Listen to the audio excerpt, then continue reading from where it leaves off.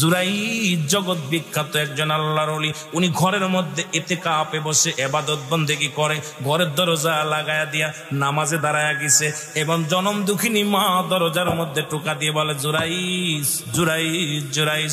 তিনটা ডাক দিলেন, জুরাইজ দরজা খুললেন না, কথা বললেন না। উনি চিন্তা করে আমি নামাজে দাঁড়াইছি, আল্লাহর ইবাদত বন্দেগি করি, এখন যদি মায়ের ডাকে সাড়া দিই তাহলে আমার আল্লাহর সঙ্গে বেয়াদবি করা হয়ে যাবে। এই জন্য উনি ডাকে সাড়া দেন নাই, নামাজও সারেন নাই। জুরাইজের মা দরজায় দাঁড়াইয়া একটা দোয়া করে গেলেন, জুরাইজ আজকে যেমন আমার ডাকে সাড়া দিলি না, আমি তোরে মা হইয়া ডাক দিলাম, তিনটা ডাক দিলাম শুনলি না। পৃথিবীর মধ্যে যেন তুই জিনাকারী হইয়া পৃথিবীর মধ্যে অপদস্থ হইয়া মৃত্যুবরণ করে জুরাইজ, আমি তোরে দোয়া করলাম তুই ইবাদত করি জগৎ বিখ্যাত একজন আল্লাহর ওলি হবি, তবে পৃথিবীর মধ্য থেকে অপমানিত অপদস্থ হইয়া বিদায় নিবি। জোরে জোরে চিল্লায়া বলা যাবেন আল্লাহু আকবার। জুরাইজ চিন্তা করে এলাকার মধ্যে যদি ইবাদত বন্দেগি করি মজা পায় না।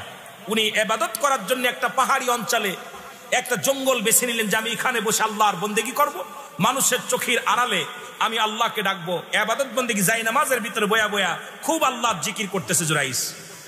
হঠাৎ ওই রাজ্যে মুসলমান শুনে নেন এক মহিলা সে কি করলেন, ওই জুরাইজের ইবাদত দেখে এলাকার সব মানুষ জুরাইজের পক্ষ নিতে লাগলেন।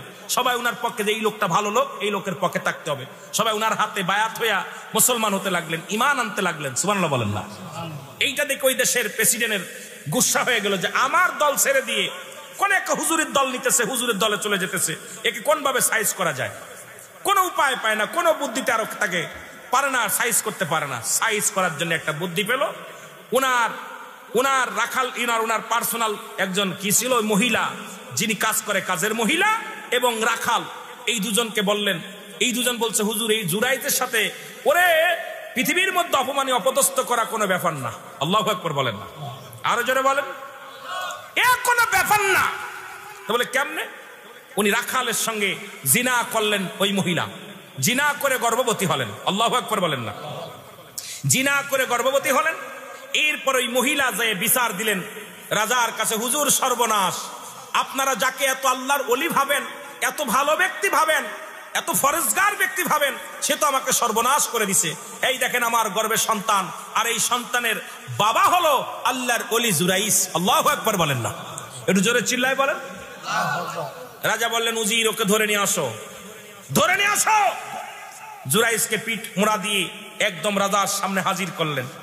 ডাকতে বলে জুরাইজ, ও জুরাইজ তুমি কি মহিলাকে চেনো? জুরাইজ বলেন না না, জীবনে কোনোদিন এই মেয়েদের চেহারা আমি দেখি নাই, জীবনে জিনা তো দূরের কথা, কোন মহিলার চেহারা মোবারক আমি দেখি নাই। জোরে জোরে চিল্লায়া বলা যাবেন আল্লাহু আকবার। মেয়েটাকে ডাকতে বলে, মেরে তুমি একে কি জানো? বলে জি হুজুর, এই সেই জিনাকারিনী যিনি আমার সর্বনাশ করেছে, এই হুজুরের সন্তান আমার গর্ভে। আল্লাহু আকবার বলেন। জুরাইন চোখের পানি ছেড়ে ডাকতে বলে, মালিক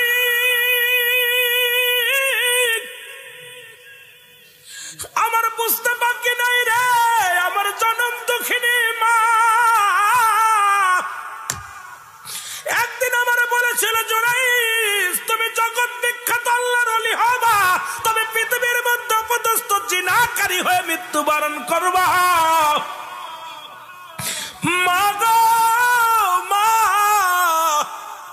আমার বড্ড ভুল হয়ে গেছে রে মা। চিৎকার পেরে কাঁদতে লাগলেন। কান্দে বলে, আবার আল্লাহ সারা জীবন আপনার ইবাদত করেছি, আপনার বন্দেগী করেছি, আজকে যদি জিনাকারী হয়ে মৃত্যুবরণ করি, মানুষ তো ইসলামের পর থেকে মুখ ফিরায় নিবে, মানুষ তো ধিক্কার দিবে। আল্লাহ আল্লাহ এই জিনাকারী করে আমারে নিয়ে যাবা দুনিয়া থেকে, এটা কেমনে হয়? এটা কেমনে হয়? আল্লাহ তুমি দয়া করো, দয়া করো।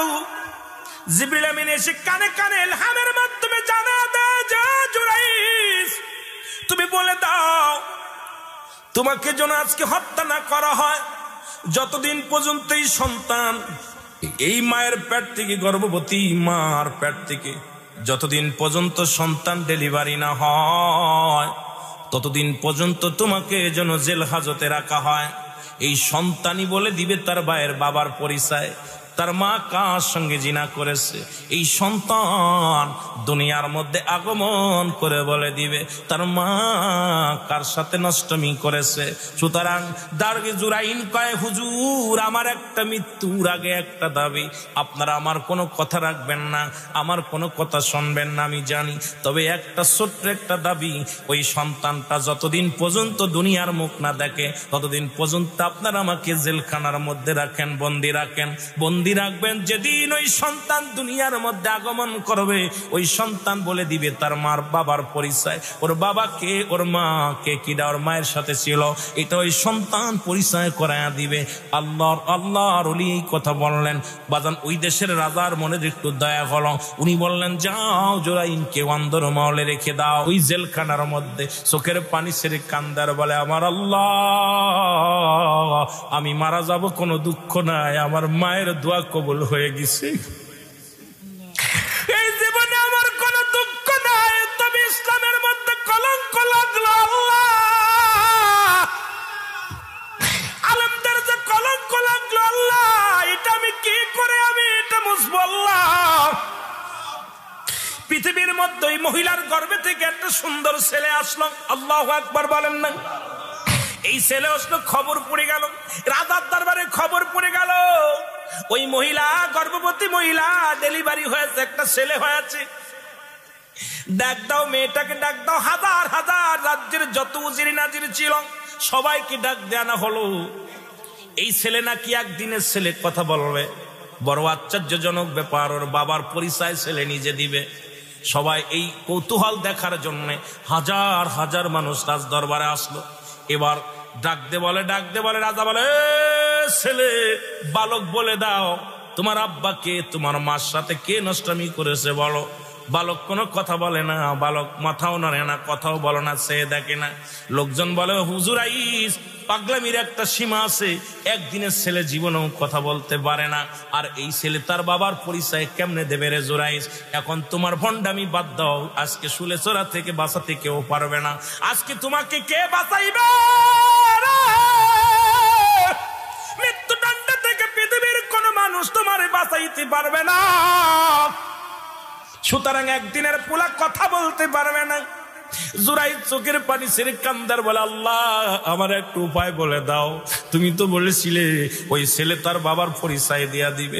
আজকে এত মানুষের সামনে রাজা বলতেছে ছেলের কাছে জিজ্ঞাসা, ছেলে তো কথা বলে না, মাথা নাড়ে না, সে দেখে না। ইলহামের মাধ্যমে ডাক দেখায়, জুরাইদ ওই সন্তান সবার কথা শুনবে না, তুমি ওই সন্তানকে ডাক দে, বলো বাবারে, ও ডাক দে, বলো ছেলে বলে দাও তোমার বাবার পরিচয় বলে দাও। জোরে জোরে চিল্লায় বলা যাবে না মারহাবা। জুরাইদ ডাকতে বলে, বালক আজকে এই মহাগর বিপদের মধ্যে দাঁড়াই আমি বলতেছি, তুমি জবান খোলো,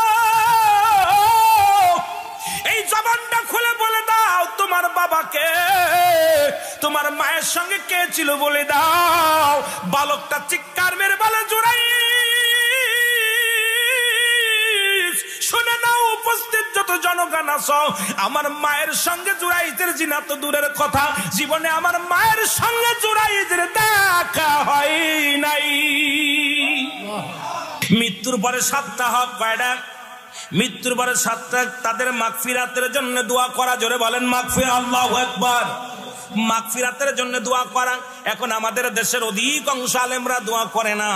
আমার বাজানেরা শুনে নাও, বাবা মা যখন মারা যাবে তাদের জন্য মাগফিরাত কামনা করতে হবে, দোয়া করতে হবে, সদা সর্বদাই মাগফিরাত কামনা করতে হবে। আমার আল্লাহ যারে পাবেন তারে বলবেন আমার আব্বার জন্য দোয়া করেন, মার জন্য দোয়া করেন, আল্লাহ যেন পিতা মাতার জীবনের সব গুনাহগুলো মাফ করে দেয়। কেন মাফ করে দিতে বলবেন? আমার শুনে নেন, নবীজি বললেন, সাহাবীরা রে, তোমরা কেউ কি কবুল হজের সব পাইতে চাও?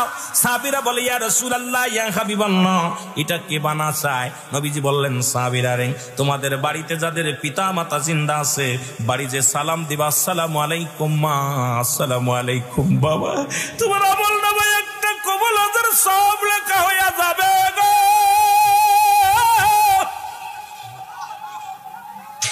নবী তাকে সাহাবীরা চোখের পানি ছেড়ে কান্দে, এক পাহাড়ের কিনারে বয়ে বয়ে কান্দে। নবী কয় সাহাবীরা তোরা কেন কান্দিস? সাহাবীরা বলে নবী গো আমাদের ঘরে মা নাই, আমাদের ঘরে বাবা নাই। এই আমলটা যদি 10টা দিন আগে শুনতে পারতাম আমরা এই নেকিটা হাসিল করতে পারতাম। নবী গো এই 20টা দিন 1 মাস আগে মারে হারাইছি, বাবারে হারাইছি, আমরা দোয়া থেকে বঞ্চিত হয়ে গেছি। ইয়া রাসূলুল্লাহ, ইয়া হাবিবাল্লাহ। আমার নবী ডাকতে বলে সাহাবীরা রে তোরা কেমন এতিম রে সাহাবীরা, আমি নবীর মতো পৃথিবীতে কেউ এতিম নাই রে, আমি জনম দুঃখিনী মা নাই, বাবার চেহারা কোনোদিন দেখি নাই। আমার আল্লাহ বলে আলাম ইয়াজিদকা ইয়াতীমান আল্লাহ ডাকতে বলে হাবিব তোমার আমি এতিম বানাইলাম, এমন এতিম মাত্র মায়ের গর্ভে 6 মাস নবীজি দুনিয়া থেকে বাবা বিদায়, কোনদিন শরীয়তের চোখ দিয়ে বাবারে দেখে নাই। যখন 6 বছর বয়স মাকে হারাইলেন, 6 বছর 6 মাস যখন বয়স দাদারে হারাইলেন, আপন বলতে আপন জোড়েরা বিদায় হয়ে গেছে। নবী কান্দার বলে সাহাবীরা রে তোরাই বুঝিয়ে তিম, আমি নবীর মা নাই, আমি নবীর বাবা নাই রে, আমি নবীও কান্দি আমার মায়ের জন্য। আমার আল্লাহ ডাকতে বলে জিবরিল ধরে আজ আমার হাবিবের চোখে পানি। আর যাদের মা নাই যাদের বাবা নাই তাদেরকে জানায় এইভাবে জন বলে রাব্বির হামহুমা কামা রব্বায়ানি সাগীরা। জোরে জোরে চিল্লা বলেন মারহাবা। নবীজি চোখের পানি ছেড়ে কাঁদতেছেন। জিবরিল আমিন বলে হুজুর আপনার সাহাবীদের কাঁদতে বারণ করেন, ওই মা হারা বাবা হারা পাগলদের কান্না আল্লাহ সইতে পারে না, ওরা তো কাঁদতেছে আমার আল্লাহ কষ্ট পায়। হাবিব আপনারও তো মা নাই, আপনারও তো বাবা নাই, আপনি ওদেরকে বলে দেন এইভাবে হে আমার রব, হে আমার প্রতিপালক, হে আমার আল্লাহ, আমার পিতা মাতা সগীরা গুনাহ মাফ করে দাও, কবিরা গুনাহ মাফ করে দাও, জানা গুনাহ মাফ করে দাও, জানা গুনাহ মাফ করে দাও। আমার সাথে বলেন রব্বির হামহুমা কামা, জোরে বলেন রব্বির হামহুমা কামা রব্বায়ানি সাগীরা। আল্লাহ বলেন হাবিব এইভাবে বলেন হে আমার রব, হে আমার প্রতিপালক, আমার পিতা মাতার সগীরা গুনাহ মাফ করে দাও, জানা গুনাহ মাফ করে দাও, অজানা গুনাহ মাফ করে দাও। পৃথিবীর মধ্যে আর তুমি আমার পিতা মাতাকে তোমার রহমতের কোলে তুলে নাও। জোরে বলেন আল্লাহু আকবার। আর একটু জোরে জোরে চিল্লায় বলেন আল্লাহু আকবার। এ মুসলমান, সুতরাং পিতা মাতার গুরুত্ব আমার নবীর কাছেও ছিল। জোরে বলেন ঠিক কিনা? কেমন ছিল যদি বলতে যাই বুঝে নেবেন। একদিন নবীজির কদমের মধ্যে নবীর দুধমা হালিমাতুস সাদিয়া আগমন করলেন। নবীজির দুধমা কয়জন ছিল জানা আছেন? কথা বলেন কয়জন? 4 জন। আল্লাহু আকবার। আপনাদের জানা আছে নবীজির দুধমা শুধু হালিমা নয়, নবীজির মা ছিলেন 4 জন।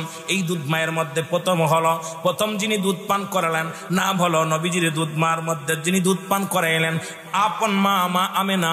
3 দিন 3 রাত পর্যন্ত দুধ পান করাইছেন। 2 নম্বরে হালিমাতুস সাদিয়া, 3 নম্বরে বাজানরে আবু লাহাবের দাসী সুরাইবা, 4 নম্বরে হযরতে সালমা। এই 4 জন ব্যক্তির দুধ পান করাইছে। হঠাৎ একদিন রাহমাতুল লিল আলামিনের কদমের মধ্যে হালিমাতুস সাদিয়া বিধবা মহিলা, উনি সাদা কাপড় পরে পরিধান করে আসলেন। নবীজি দূর থেকে দেখে দাঁড়ায় গেলেন। সাহাবীরা বলে ইয়া রাসূলুল্লাহ, ইয়া হাবিবাল্লাহ, আপনাকে তো কোনোদিন এরকম দাঁড়াতে দেখি নাই। নবীর দুধ মাকে দেখে নবীজি দাঁড়ায় গেলেন। এরপরে আসলেন নবীজি বসলেন এবং মা জননী বসলেন, নিজের ঘাড়ের রুমাল মুবারক বিছায়া দিলেন। নবীজি যখন বিছায়া দিলেন নবীজির তোয়ালে মুবারক, এই তোয়ালে মুবারকের উপরে হালিমাতুস সাদিয়া বসলেন। আবার উঠার সময় উরতের উপর ভর দিয়ে যখন উঠলেন নবীজির কানে কানে কি যেন বললেন। এবার যতক্ষণ পর্যন্ত হালিমাতুস সাদিয়া বিদায় না হলেন ততক্ষণ পর্যন্ত রাহমাতুল লিল আলামিন তাকায়া তাকায়া চোখের পানি ছাড়তে লাগলেন। যখন বিদায় হয়ে গেলেন সাহাবীরা জিজ্ঞাসা, ইয়া রাসূলুল্লাহ ইয়া হাবিবাল্লাহ, এই মহিলা কে গো? তারে আমরা চিনলাম না, যার আপনি আপনার নিজের চাদর মোবারক বিছায়া দিলেন, এমনকি আপনি বিছায়া দিলেন, এরপরে নবী গো আপনার কানে কানে কি যেন বললো, আবার উঠার সময় আমার আপনার উরতের উপর ভর দিয়ে উঠলো, ইয়া রাসূলুল্লাহ, যতক্ষণ পর্যন্ত আর চোখের আড়াল না হলো ততক্ষণ পর্যন্ত আপনি তাকায় তাকায় দেখতে লাগলেন। ইয়া রাসূলুল্লাহ ইয়া হাবিবাল্লাহ, আমার নবী কয়, সাহাবীরা রে, তোমরা ওকে চেনো না? ইনি হলো আমার দুধমা হালিমাতুস সাদিয়া। আল্লাহু আকবার বলেন না, একটু জোরে বলেন আল্লাহু আকবার। তাহলে আমার নবী তার মাদের কত ইজ্জত দিছে, সম্মান দিছে। এ বাবারা, আর আমরা কি করি? আমাদের যে অবস্থা, আল্লাহর আদালতে ছাড়া পাবো বলে আমাদের বিশ্বাস হয় না। 2 নাম্বার হলো মুসলমান 7টা হকের মধ্যে মৃত্যুর পরে যে 7টা হক, 2 নাম্বার হলো তাদের জন্য সব পৌঁছানো। সুবহানাল্লাহ বলেন না? আমাদের দেশের মৌলবীরা কয় সব পৌঁছানো যাবে না। ও মুসলমান শুনে নাও, নবীজি বলে গেছেন 2 নাম্বার হক হলো যেটা পিতা মাতার হক গুলো আদায় করতে হবে, মৃত্যুর পরে তাদের জন্য সব পৌঁছাতে হবে। বেশি বেশি করে ফজরের নামাজ পড়ে দোয়া করবেন, আসরের নামাজ পড়ে দোয়া করবেন, জিয়ারত করবেন, সাক্ষাৎ করবেন, কবরের পাশে দাঁড়ায়া আসসালামু আলাইকুম হালাল বায়া বাদান ইয়া হালাল কবর, কবরের পাশে দাঁড়ায়া বেশি বেশি করে দোয়া করবেন, চোখের পানি ছেড়ে কবরের পাশে দাঁড়ায়া মা জননী কবরে শুয়ে আছে, বাবা শুয়ে আছে, আমার বাবার এমন সন্তান আছেন মৃত্যুর পরে বছর হয়ে গেছে, 4-5 বছর 10 বছর পরে চলে গেছে, মায়ের কবরের পাশে যায় না, বাবার কবরের পাশে যায় না। অনেকেই মা বাবার কবর কোথায় বলতে পারে না। ইমাম সাহেব রে জিগায়, মুয়াজ্জিম রে জিগায়, আমার মায়ের কবর কোনটা, বাবার কবর কোনটা, জোরে বলেন ঠিক কিনা? 2 নাম্বার হলো কবর বাজানদের সব পৌঁছানো। 3 নাম্বার হলো তাদের সঙ্গী সাথীদেরকে, আত্মীয় স্বজনদের সমাধানদের সম্মান করা। আপনার আব্বা মার যারা আত্মীয় স্বজন থাকবে তাদের সম্মান করতে হবে। মামার কুল, নানার কুল যারা থাকে, যারা শুনে নেন, নানার কুল গুলো মায়ের কুল, আর বাবা বাদান চাচার কুল, তাদের আত্মীয় স্বজন যারা থাকবে তাদের সাথে দুর্ব্যবহার করা যাবে না। আত্মীয় স্বজনের সঙ্গে ভালো ব্যবহার করা লাগবে। বাবা মায়ের আত্মীয় যারা আছে, বান্ধবী আছে, বন্ধু আছে, এই বাবা মার আত্মীয় স্বজন যারা আছে, আপনার বাবা মা মারা গেলে অনেকেই কয় আত্মীয় চেনে না। আপনার আব্বার আত্মীয়, মায়ের আত্মীয়, মায়ের কুটুম, আপনার বাবার কুটুম যারা আছে তাদের সঙ্গে সুন্দর ব্যবহার, তাদের সঙ্গে ভালো ব্যবহার করা লাগবে।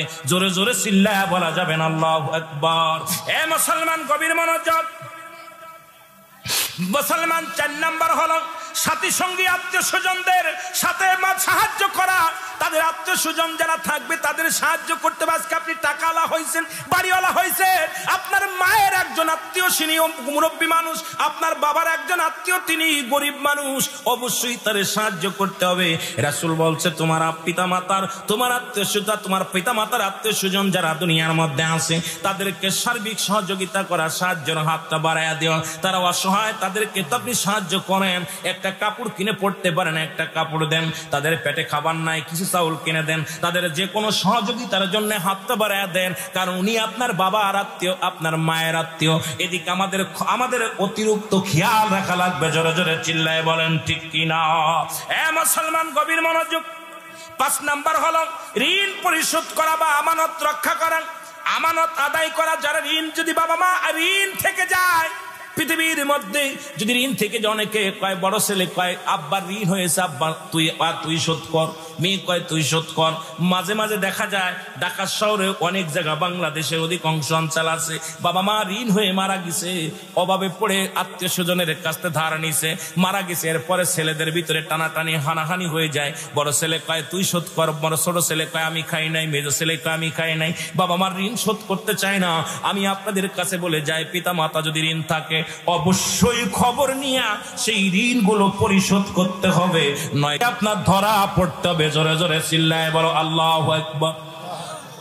আর একটু জোরে বলেন আল্লাহু আকবার। এ মুসলমান 6 নাম্বার হলো শরীয়ত সম্মত বাতান ওসিয়াত যদি করে যান, শরীয়ত সম্মত যদি অনেক বাপ মা ওসিয়াত করে যায়, জমিটা অমুকরে দিয়ে দিস, এই ঘরটা অমুকরে দিয়ে দিস, এই চাদরটা অমুকরে দিয়ে দিস, এই বাড়িটা অমুকরে দিয়ে দিস, শরীয়ত মোতাবেক যদি হয় এ মুসলমান, অবশ্যই অবশ্যই এটা পূরণ করতে হবে, এই ওসিয়াতগুলো পুরা করতে হবে, নয়তো আপনারা দায়ী থেকে যাবেন। অনেকে কয় মরার সময় বলছি এটা পালন করা লাগবে না। বাবা শুনে নেন, ওসিয়াত করে গেছে ছেলে মেয়েদেরকে, বাবা এই কাজটা করিস, এইটা করা লাগবে, যদি শরীয়ত সম্মত হয়। সেদিনকে একজন দেখলাম বাদান ফরিদপুরের জমিনে বাবার ওসিয়াত করে গেছে, আমি মারা গেলে এখানে হিন্দুদের একটা মঠ বানায়া দিস। এখন আমার জিগায় হুজুর, হুজুর গো, আমি কই কেন? কয় হুজুর বুঝতে পেরেছি, এই 3 বিঘে জমি আব্বা ফাঁকি দেখাইছে, এখন মরার পর চিন্তা করছে হিন্দুদের মঠ বানায়া দিলে গুনাহ মাফ হয়ে যাবে। নাউজুবিল্লাহ বলেন না? এটা কিন্তু শরীয়ত মোতাবেক সম্পূর্ণ হারাম। এটি মঠ বানায়া দিবে ভালো, একটা মূর্তি বানায়া দিবে ভালো তাদের পুজো করার জন্য। মুসলমান, সুতরাং শরীয়তের বিধান নাই। ও তো নিজেই গুনার মধ্যে ডুবেছিল, ওই গুনার ভাগ কিন্তু ওই যে 3 বিঘে জমি ছেলে ভাগ করে নিবে, কিন্তু পাপটা কিন্তু বাবারই নিতে হবে। জোরে বলেন ঠিক কিনা? কথা কয় না কেন? পাপ কিন্তু কার নিতে হবে? উনাকে নিতে হবে।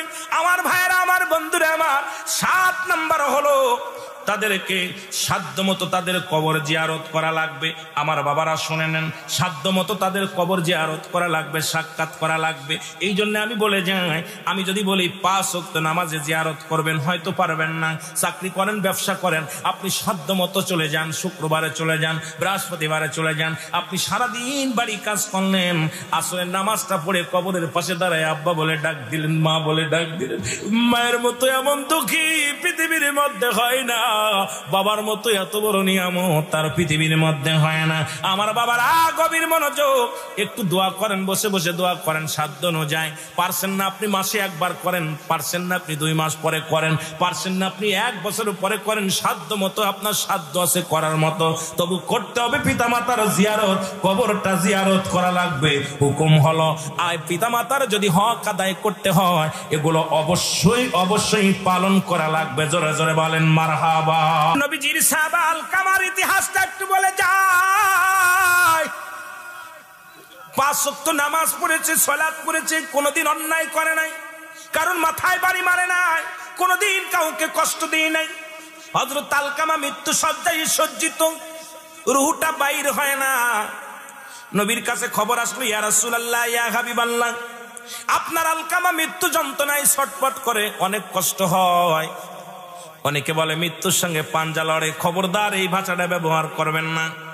মৃত্যুর সাথে কোনো ব্যক্তি পাঞ্জা লড়তে পারে না, বল মৃত্যু শয্যায় সজ্জিত, কারণ মালাকুল মউতের সাথে কি মারামারি করবেন? সম্ভাবনায়, কারণ মৃত্যু শয্যায় সজ্জিত, কখন যেন আজরাইল চলে আসবে, নিয়ে যাবে আপনাকে, আমাকে নিয়ে যাবে। আমার ভাইরা আমার, নবীজি বললেন, আমার সাহাবীরা তোমরা যাও, তাড়াতাড়ি যাও, আমার আলকামার চারিপাশে দাঁড়ায় দোয়া করো, চারিপাশে ঘিরে দাঁড়ায় দোয়া করো, কালেমা পড়ো, তাসবিহ পড়ো, কুরআন তেলাওয়াত করো, আমার আলকামার মৃত্যু যেন সহজ হয়। সাহাবীরা চলে গেলেন আলকামার বাড়ি।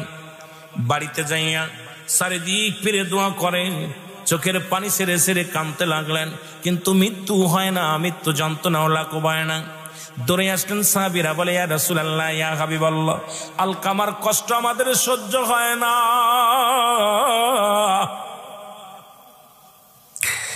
আলকামার মৃত্যু যন্ত্রণা থেকে সহ্য করতে পারি না, ইয়া রাসূলুল্লাহ, ইয়া হাবিবাল্লাহ, আপনি দোয়া করেন আলকামার জন্য মৃত্যুটা সহজ হয়। নবীজি 2টি হাত উঠায়া দিলেন, আমার আল্লাহ, তুমি আমার আলকামার মৃত্যুটা সহজ করে দাও। আমার আল্লাহ ডাকতে বলে, হাবিব,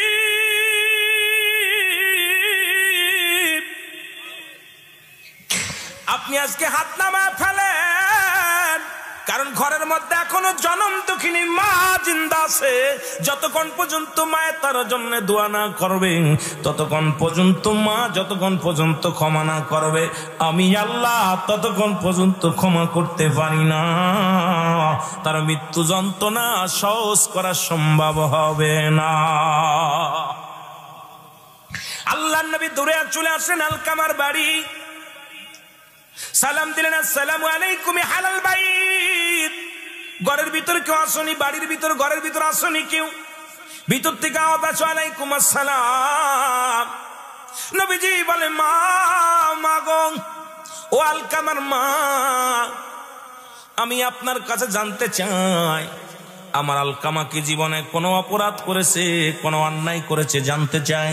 নবী বলে, না না, আলকামা জীবনে এক ওয়াক্ত নামাজ সারে নাই, জীবনে নামাজ সারে নাই, জীবনে হজ সারে নাই, কোরবানি সারে নাই, যাকাত দেয় সারে নাই, জীবনে মিথ্যা কথা বলে নাই।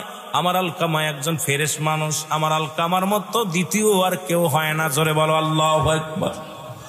আল্লাহর নবী ডাকতে বলে, মা গো,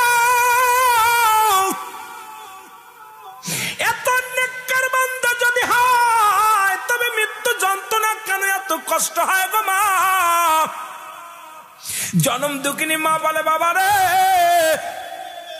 আমার কলিজার মধ্যে বড় ব্যথা। সারা জীবন সে বইয়ের কথা শুনতো, বইয়ের পরামর্শ শুনতো।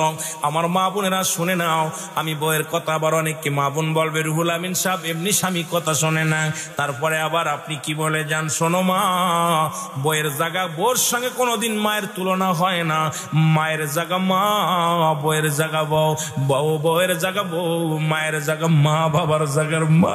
এর পৃথিবীর মধ্যে পৌঁছাতে মারা যায় বউ পাবি,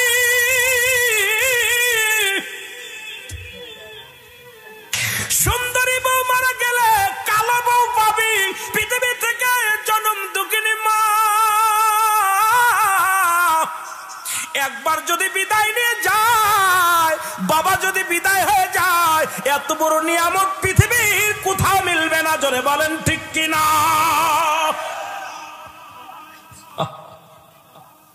জনম দুঃখিনী মা বলে, বাবা মনের ভিতরে বড় কষ্ট, সারা জীবন শুধু বইয়ের পরামর্শ অনুযায়ী চলতো, বইয়ের কথা অনুযায়ী চলতো, আমার কোনো কথাকে মূল্যায়ন করতো না। এই কারণে অন্তরের ভিতরে বড় ব্যথা পেয়েছি বাবা, অন্য কারণ নয়। নবী কয়, মা গো তুমি তারে মাফ করে দাও, মা গো তুমি ওকে মাফ করে দাও। এবার মা বলে, বাজান রে, অন্তরের ভিতরে জাগাত লাগছে, কেমনে মাফ করি, আমি মাফ করতে পারবো না। আমার নবী ডাক দিয়ে বলে, সাহাবীরা রে, আয় আয়, খড়ি নিয়ে আয়, খড়ি নিয়ে আয়, আগুন নিয়ে আয়, আমি আমার সাহাবীরে পুড়াইয়া দিব। কারণ আমার সাহাবী মৃত্যুর পরেই হবে জাহান্নামী গো। মৃত্যুর পরে আলকামার জাহান্নামের আগুনে দাউ দাউ করে জ্বলবে, আমি দুনিয়া থেকে পুরাইয়া দিব। খড়ি আনা হলো, আগুন আনা হলো, চিতে সাজানো হলো, এবার আলকামার আগুন ধরানো হলো। আলকামার দেহখানা ধরে নিয়ে সাহাবীদেরকে বললেন, আগুনের মধ্যে ছেড়ে দাও, আগুন দিয়ে পুড়াইয়া শেষ করে দাও। জনম দুঃখিনী মা ঘরের ভিতর থেকে একটা চিৎকার মেরে দিছে, আমার নবীর সাহাবীরা রে, আমি জনম দুঃখিনী মা, আমি সহ্য করতে পারবো না। আমি মা বেঁচে থাকতে আমার কলিজার টুকরা আগুনে পুড়াইবা, আমি মা কেমনে মেনে নিব? আমার কলিজার টুকরা সন্তানের পিছনের সব দুষ্টটি আমি জনম দুঃখিনী মা ক্ষমা করে দিলাম। জোরে জোরে চিল্লা বলা যাবে না মারহাবা।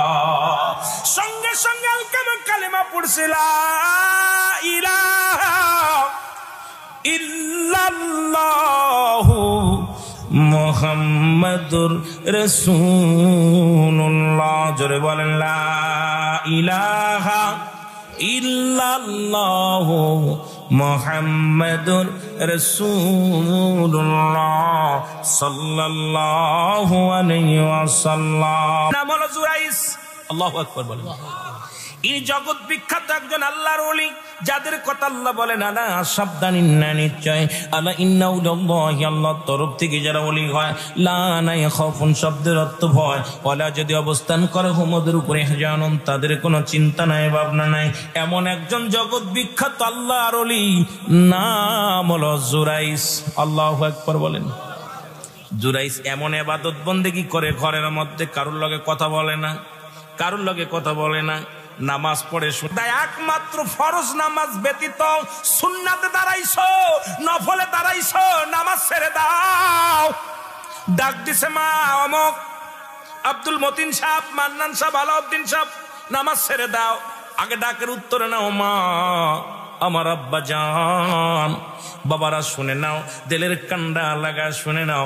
আল্লাহর ওলি জুরাইজ জগৎ বিখ্যাত একজন আল্লাহর ওলি। উনি ঘরের মধ্যে ইতিকাফে বসে ইবাদত বন্দেগি করে, ঘরের দরজা লাগায়া দিয়া নামাজে দাঁড়ায়া গেছে এবং জনম দুঃখিনী মা দরজার মধ্যে টোকা দিয়ে বলে জুরাইজ জুরাইজ জুরাইজ। তিনটা ডাক দিলেন, জুরাইজ দরজা খুললেন না, কথা বললেন না। উনি চিন্তা করে আমি নামাজে দাঁড়াইছি, আল্লাহর ইবাদত বন্দেগি করি, এখন যদি মায়ের ডাকে সাড়া দিই তাহলে আমার আল্লাহর সঙ্গে বেয়াদবি করা হয়ে যাবে। এই জন্য উনি ডাকে সাড়া দেন নাই, নামাজও সারেন নাই। জুরাইজের মা দরজায় দাঁড়াইয়া একটা দোয়া করে গেলেন, জুরাইজ আজকে যেমন আমার ডাকে সাড়া দিলি না, আমি তোরে মা হইয়া ডাক দিলাম, তিনটা ডাক দিলাম শুনলি না। পৃথিবীর মধ্যে যেন তুই জিনাকারী হইয়া, পৃথিবীর মধ্যে অপদস্থ হইয়া মৃত্যুবরণ করে জুরাইজ, আমি তোরে দোয়া করলাম তুই ইবাদত করি, জগৎ বিখ্যাত একজন আল্লাহর ওলি হবি, তবে পৃথিবীর মধ্য থেকে অপমানিত অপদস্থ হইয়া বিদায় নিবি। জোরে জোরে চিল্লায়া বলা যাবেন আল্লাহু আকবার। হে মুসলমান শুনে নেন, জুরাইজ এর জন্য দোয়া করেছে কে? মা। জোরে বলেন কে? দোয়া কবুল হয়ে গেছে, দোয়া কবুল হয়ে গেছে। জুরাইজ জগৎ বিখ্যাত একজন আল্লাহর ওলি, মা দোয়া কবুল হয়ে গেছে, বিশাল একজন পীর সাহেব হয়ে গেল এলাকার মধ্যে, জগৎ বিখ্যাত একজন আল্লাহ মাহবুব বান্দা হয়ে গেলেন। জোরে বলেন মারহাবা। কিন্তু ওই যে মা দোয়া করেছে, জুরাইজ চিন্তা করে এলাকার মধ্যে যদি ইবাদত বন্দেগি করি মজা পায় না। উনি ইবাদত করার জন্য একটা পাহাড়ি অঞ্চলে একটা জঙ্গল বেছে নিলেন যে আমি এখানে বসে আল্লাহর বন্দেগি করব, মানুষের চোখের আড়ালে আমি আল্লাহকে ডাকবো, ইবাদত বন্দেগি যাই নামাজের ভিতরে বয়া বয়া খুব আল্লাহর জিকির করতেছে জুরাইজ। হঠাৎ ওই রাজ্যে মুসলমান শুনে নেন, এক মহিলা সে কি করলেন, ওই জুরাইজের ইবাদত দেখে এলাকার সব মানুষ জুরাইজের পক্ষ নিতে লাগলেন। সবাই উনার পক্ষে, যে এই লোকটা ভালো লোক, এই লোকের পক্ষে থাকতে হবে। সবাই উনার হাতে বায়াত হইয়া মুসলমান হতে লাগলেন, ঈমান আনতে লাগলেন। সুবহানাল্লাহ বলেন না? এইটা দেখে ওই দেশের প্রেসিডেন্টের গুসা হয়ে গেল যে আমার দল ছেড়ে দিয়ে কোন এক হুজুরের দল নিতেছে, হুজুরের দলে চলে যেতেছে, একে কোন ভাবে সাইজ করা যায়? কোনো উপায় পায় না, কোনো বুদ্ধিতে আরো তাকে পারে না, সাইজ করতে পারে না। সাইজ করার জন্য একটা বুদ্ধি পেল। উনার রাখাল, উনার পার্সোনাল একজন কি ছিল, মহিলা যিনি কাজ করে, কাজের মহিলা এবং রাখাল, এই দুজনকে বললেন। এই দুজন বলছে হুজুর এই জুরাইজের সাথে ওরে পৃথিবীর মধ্যে অপমানী অপদস্থ করা কোনো ব্যাপার না। আল্লাহু আকবার বলেন না? আরো জোরে বলেন, এ কোনো ব্যাপার না। তো বলে কেমনে? উনি রাখালের সঙ্গে জিনা করলেন, ওই মহিলা জিনা করে গর্ভবতী হলেন। আল্লাহু আকবার বলেন না? জিনা করে গর্ভবতী হলেন। এরপর ওই মহিলা যায় বিচার দিলেন রাজার কাছে, হুজুর সর্বনাশ, আপনারা যাকে এত আল্লাহর ওলি ভাবেন, এত ভালো ব্যক্তি ভাবেন, এত ফরজগার ব্যক্তি ভাবেন, সে তো আমাকে সর্বনাশ করে দিছে। এই দেখেন আমার গর্ভের সন্তান, আর এই সন্তানের বাবা হলো আল্লাহর ওলি জুরাইজ। আল্লাহু আকবার বলেন না? একটু জোরে চিল্লায় বলেন। রাজা বললেন, উজির ওকে ধরে নিয়ে আসো, ধরে নিয়ে আসো। জুরাইজকে পিঠ মোড়া দিয়ে একদম রাজার সামনে হাজির করলেন। ডাকতে বলে, জুরাইজ, ও জুরাইজ, তুমি কি এই মহিলাকে চেনো? জুরাইজ বলেন, না না, জীবনে কোনোদিন এই মেয়েদের চেহারা আমি দেখি না, জীবনে জিনা তো দূরের কথা, কোন মহিলার চেহারা মোবারক আমি দেখি নাই। জোরে জোরে চিল্লায়া বলা যাবেন আল্লাহু আকবার। মেয়েটাকে ডাকতে বলে, মেরে তুমি একে কি জানো? বলে, জি হুজুর, এই সেই জিনাকারিনী যিনি আমার সর্বনাশ করেছে, এই হুজুরের সন্তান আমার গর্ভে। আল্লাহু আকবার বলেন। কোন মেয়ে যদি কোনো পুরুষের বিরোধিতা করে এই বিচারটা মতিন ভাইয়ের কাছে দেয় যে এই আমারে নষ্ট করছে, এখন ছেলেরটা বিশ্বাস করবে না মেয়েরটা বিশ্বাস করবে? কথা কয় না কেন? সবাই কয় এই কথা কি কেউ কোনো মেয়ে বলতে পারে যে তাকে নষ্ট করেছে, তার গর্ভের সন্তান, এই সন্তান অমুক দিছে, এই কথা কোনো মেয়ে বলতে পারে? ওকে বিচার করা হোক, ওকে এখনই শিরচ্ছেদ করা হোক, শিরচ্ছেদ করে দেওয়া হোক। জুরাইন চোখের পানি ছেড়ে ডাকতে বলে, মালিক,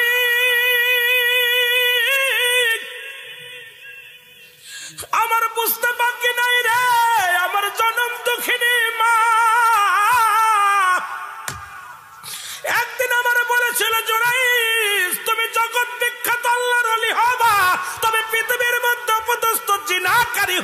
মৃত্যুবরণ করবা। মা গো মা, আমার বড্ড ভুল হয়ে গেছে রে মা। চিৎকার পেরে কাঁদতে লাগলেন।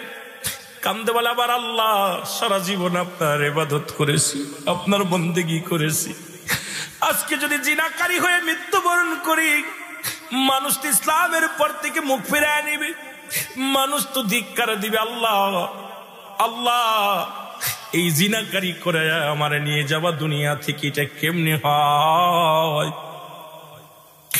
এটা কেমনে হয়? আল্লাহ তুমি দয়া করো, দয়া করো। জিবরিল আমিন এসে কানে কানে ইলহামের মাধ্যমে জানা দেয় যে জুরাইস, তুমি বলে দাও তোমাকে যেন আজকে হত্যা না করা হয়, যতদিন পর্যন্ত এই সন্তান এই মায়ের পেট থেকে, গর্ভবতী মার পেট থেকে যতদিন পর্যন্ত সন্তান ডেলিভারি না হয়, ততদিন পর্যন্ত তোমাকে যেন জেল হাজতে রাখা হয়। এই সন্তানই বলে দিবে তার ভাইয়ের বাবার পরিচয়, তার মা কার সঙ্গে জিনা করেছে।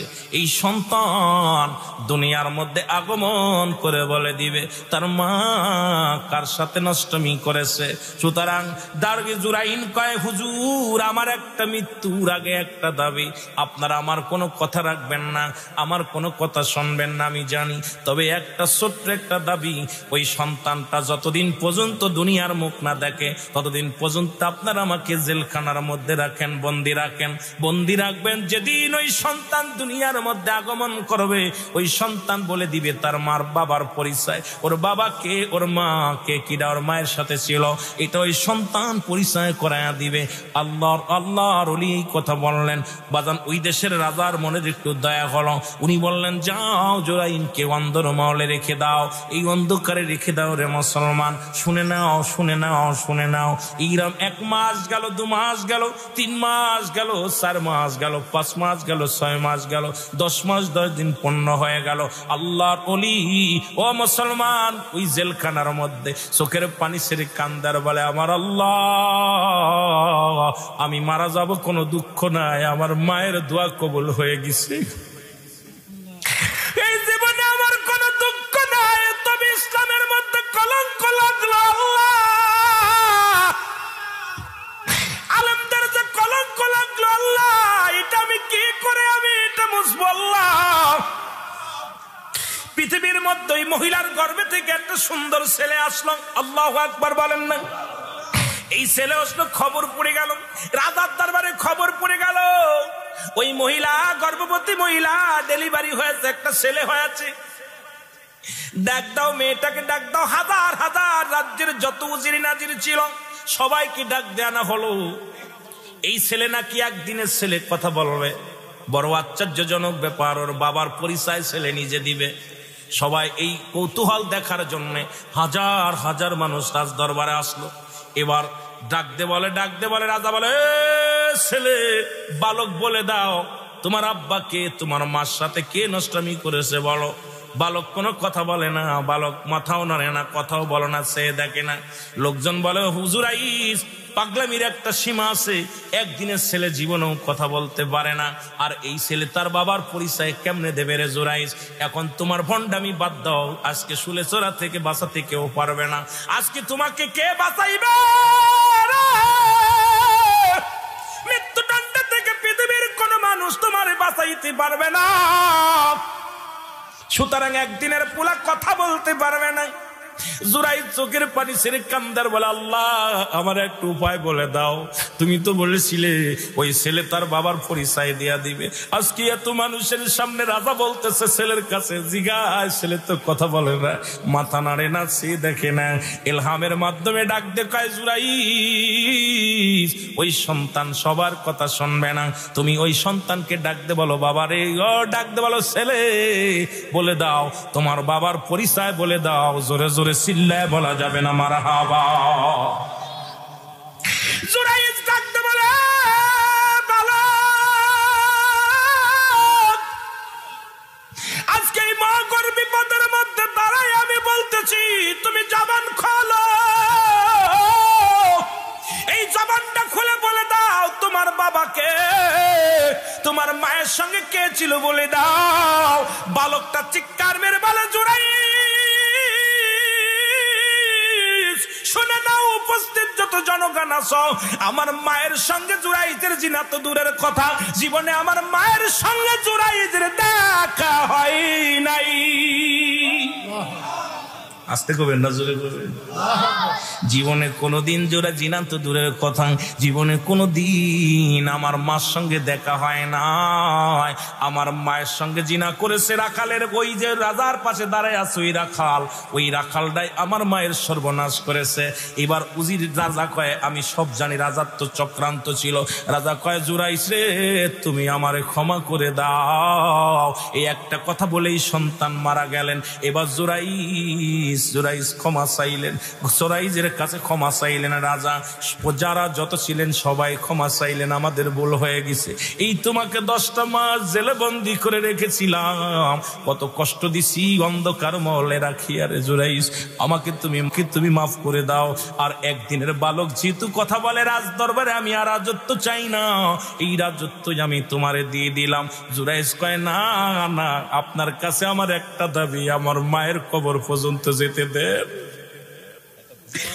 জুরাইস একটা চিৎকার মেরে কাঁদে, বলে, রাজা মশাই, জীবনে কিচ্ছু চাই না রে,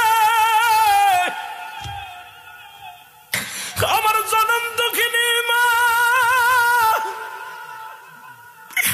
আমার দুঃখিনী মা 10 মাস 10 দিন গর্ভে ধারণ করেছিল, একটা বুলের খিসারত দিতে চাই আমি জিনাকারিনী হয়ে গেছি রে। আমি যতদিন বেঁচে আছি রাজত্ব চাই না, আমার মায়ের কদমে লুটে লুটে জীবন বিদায় করে দিব। আপনি আমাকে একটা সুযোগ দেন, আমি আমার মায়ের কবরের পাশে কেঁদে কেঁদে জীবন কাটাইব। রাজত্ব চাই না, বাড়ি চাই না, গাড়ি চাই না, নারী চাই না। আমার মা যদি আমার ক্ষমা না করে রে, আমি জাহান্নামী হয়ে যাব। আমি জুরাইস, আমার অস্তিত্ব থাকবে না। রাজা বলে, জুরাইস, আজকে এই পরীক্ষায় আমি নিজেও ফেল করেছি, আজকে এই বুলের খেসারত আমিও দিব, আমিও তোমার সঙ্গে কালেমা পড়ে দিব। ও দুনিয়ার মুসলমান শুনে নাও, রাজ্যের কত মানুষ ইমান আনলেন, কালেমা পড়লেন। আমার ভাইয়েরা, জুরাইস যতদিন পর্যন্ত বেঁচে ছিলেন, মায়ের কবরের পাশে পায়ের ঘুরে কেঁদে কেঁদে মাথা ঠুকাই ঠুকাই কাঁদত, ডাকতো, বলো মা মা।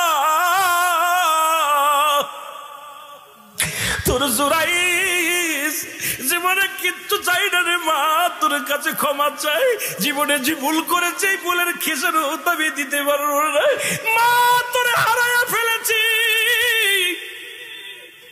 মারে, তোরে হারায়া ফেলেছি, আমি ক্ষমা চাই। আমি আমার যুবকদের বলি, আজকে যাদের মা বাবা জীবিত আছে, বাড়িতে পা দুখানা জড়ায়া ধরবা, মায়ের পাটা জড়ায়া ধরবা, বাবার পা দুখানা জড়ায়া ধরবা, চোখের পানি ছেড়ে কানবার, বলো, বাবা গো, বড্ড ভুল করে ফেলেছি, আমার তুমি ক্ষমা করে দাও। মায়ের পা ধরে কানবা, মা গো, আমার মাফ করে দাও। আর মা বাবা যদি একবার রাজি হয়ে যায়, তোর কপাল খুলে যাবে রে বান্দা, আল্লাহ রাজি হয়ে যাবে, আমার আল্লাহ খুশি হয়ে যাবে। জোরে বলেন ঠিক কিনা? রাতে এই অন্ধকারে মাকে, মায়ের পায়ে জড়ায় ধরেন, মাকে জড়ায় ধরেন, মাকে ছাড়বেন না, মা ভুল করে ফেলেছি। আরে পাগল, বাড়ির মধ্যে দেখি মায়ের দোয়া, গাড়ির মধ্যে দেখি মায়ের দোয়া, ঘরের মধ্যে দেখি মায়ের দোয়া। মা দোয়া করলে বাড়ির মালিক হও, গাড়ির মালিক হও, ব্যবসার মালিক হও, এটাও মনে রাখবা, পিতামাতা দোয়া করলে আল্লাহর জান্নাত পাওয়া যায়। জোরে বলেন সুবহানাল্লাহ। আরো জোরে বলেন না, আরো জোরে বলেন। ঠিক একই কায়দায় হযরত মূসা আলাইহিস সালামের আগমনটা, ঠিক কি না? কথা বলেন না কেন? মূসা নবী আসবে, আল্লাহ কারে দিয়া কি করব? জুরাইস দিয়ে মায়ের থেকে শিক্ষা দিয়ে হয়েছে, মানুষকে হেদায়েতের মধ্যে আনছে। সুবহানাল্লাহ বলেন না, আরো জোরে বলেন। মূসা আলাইহিস সালামের বাবার নাম কি? কে বলেন? আর বড় ভাইয়ের নাম হারুন। সুবহানাল্লাহ বলেন না। পৃথিবীর মধ্যে 2 জন নবুয়াতি পেয়েছিল একসাথে, সেটা হলো হযরত মূসা আলাইহিস সালাম, হযরত হারুন আলাইহিস সালাম। 2 ভাই একসাথে নবুয়াতি পেয়েছিল। সুবহানাল্লাহ বলেন না, আরো জোরে বলেন। কথা বলেন, আরো জোরে বলেন, আল্লাহু আকবার। মূসা আলাইহিস সালামের বাবা কি ছিল? ওই ফিরাউনের দরবারের দারোয়ান। কি ছিল? দেহরক্ষী বা দারোয়ান। হঠাৎ করে ফিরাউন একদিন রাত্রে স্বপ্নে দেখছে যে তার রাজ্যে একটা আগুন লাগছে, আয়া সবকিছু আগুন লাগছে বা একটা কিছু আয়া সবকিছু খেয়ে ফেলেছে, সব শেষ। স্বপ্নে দেখে ফিরাউন এলাকার সব জ্যোতিষীদের ডাকলেন, জ্যোতিষীরা কে কোথায় আছো, আমার স্বপ্নের ব্যাখ্যাটা বলে দাও, ব্যাখ্যাটা বলে দাও। আমার বাবারা বলে, হুজুর সর্বনাশ, আপনার এই রাজ্যে বনি ইসরাইলদের মধ্যে এমন একজন নবী আসবে, যে নবী আসার পর আপনাকে খেয়ে ফেলবে, সব রাজ্য তছনছ করে দিবে। সুবহানাল্লাহ বলেন না? আরো জোরে বলে। কয় আইছে কি? কয় না আসে নাই, আসবে। আগাম সংবাদ। ফিরাউন হুকুম দিয়ে দিলেন, বনি ইসরাইলদের মধ্যে, এই রাজ্যের মধ্যে যত শিশু সন্তান হবে, পুরুষ সন্তান হলে সবাইকে জব করে মেরে ফেলতে হবে। হাজার হাজার শত শত। যে বছরে হুকুম দিলেন, ওই আগের বছরে হারুন আলাইহিস সালাম জন্ম নিলেন। সুবহানাল্লাহ বলেন না? আরো জোরে।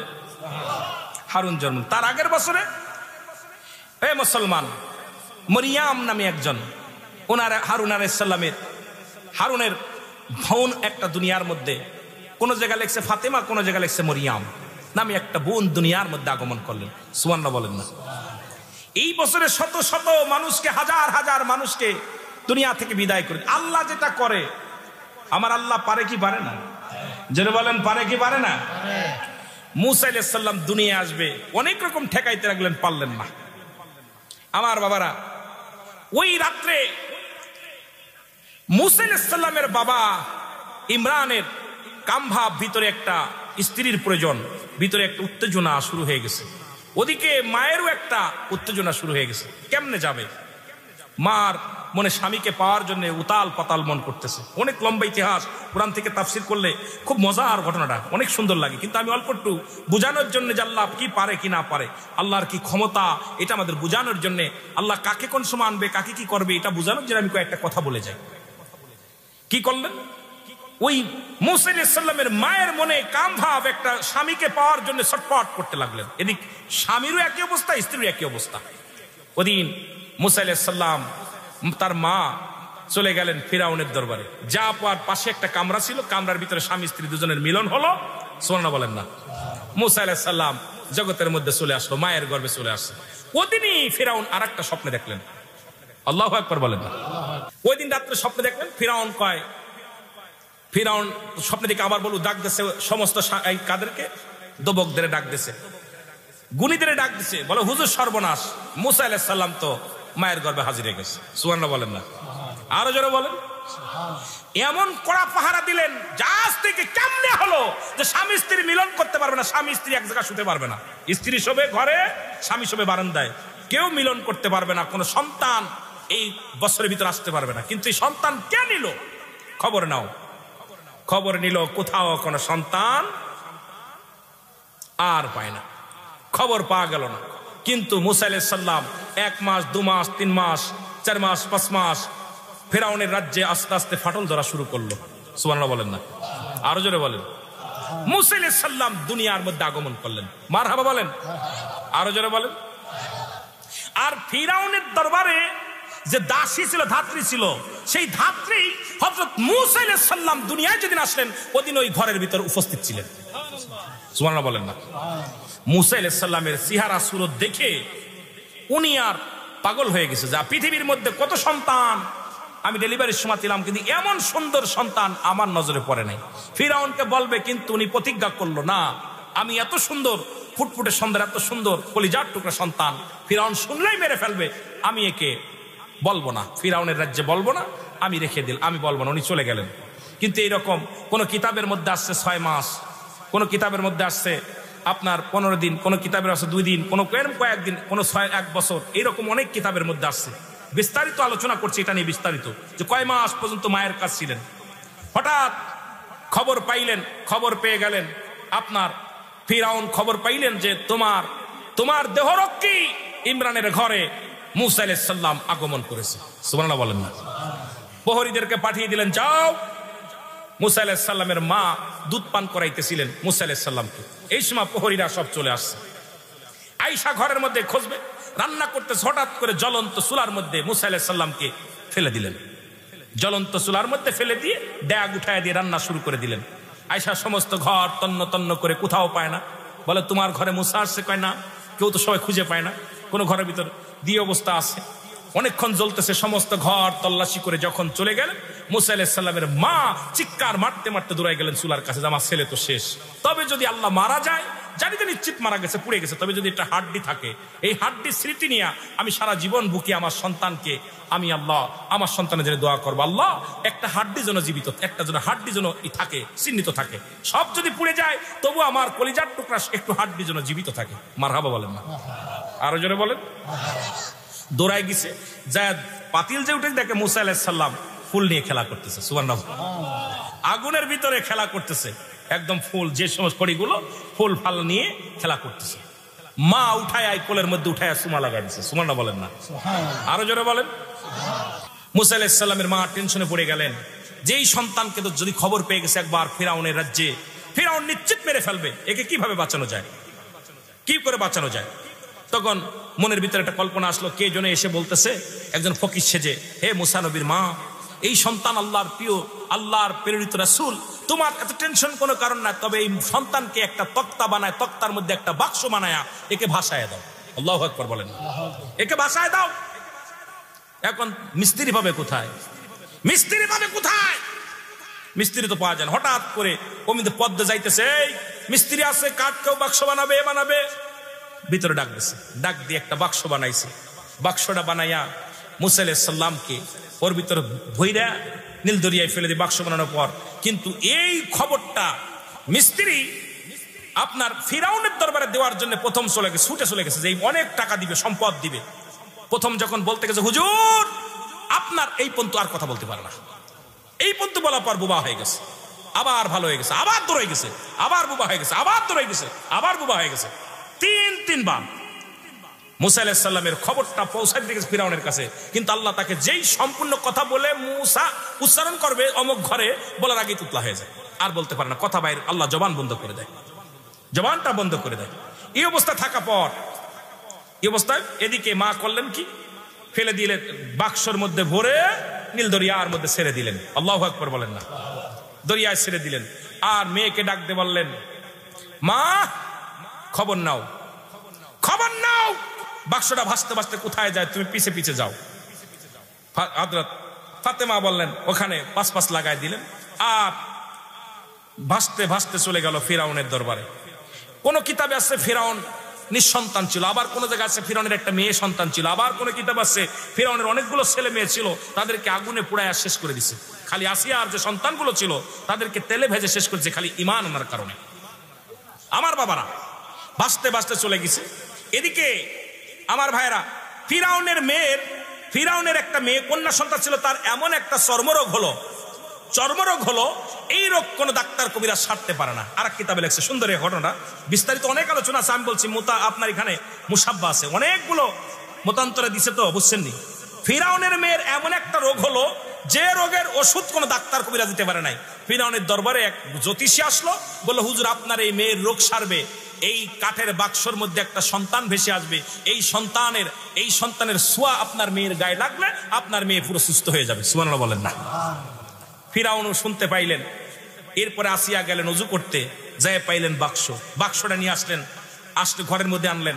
আনা পর যখন বাক্স খুলবে, ফিরাউন অনেক চেষ্টা করছে, খুলতে পারে নাই। বলে, ডাক দাও কাকে?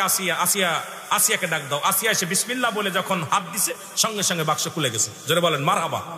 আরো জোরে বলেন। বাক্স খুলে দেখে আকাশের চাঁদ, ফুটফুটে একটা সুন্দর সন্তান। আল্লাহ পাকের কি মহিমা! সন্তানকে দেখে ফিরাউন পাগল হয়ে গেছে, এত সুন্দর ছেলে। আসিয়াও পাগল, ফিরাউনও পাগল। হযরত আসিয়া কি করলেন, স্বামীর এই স্বপ্নে তো আমি স্বপ্নে দেখেছিলাম, আপনাকেও জ্যোতিষী বলছে। তখন রাসূল পাক আপনার হযরত মূসা আলাইহিস সালামের হাতের ছোঁয়ায় ওনার কন্যা সন্তানের রোগ সেরে গেলেন। জোরে বলেন মারহাবা। আরো জোরে বলেন মারহাবা। আসিয়া কয়, স্বামী আমাদেরকে লালন পালন করবে এদেরকে।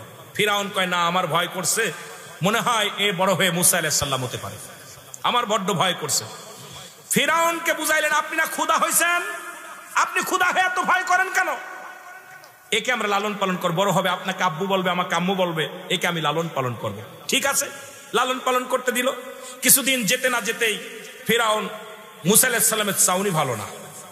মুসা আলাইহিস সালাম খেলা করে, ফিরাউন যখন রাজ দরবার থেকে আসে, মুসা আলাইহিস সালাম এরম তাকায়, ফিরাউন ভয় পেয়ে যায় তাকানো দেখি। কাসিয়া রে, ওর তাকানো ভালো না, আমার মন বলতেছে ও মনে হয় নবী হবে, আমারে মনে হয় শেষ করার জন্য আসে। আসিয়া অনেক বুঝ দেয়, স্বামীরে আপনি পাগলামি করেন কেন, ও কিছু বোঝে। হঠাৎ একদিন মুসা আলাইহিস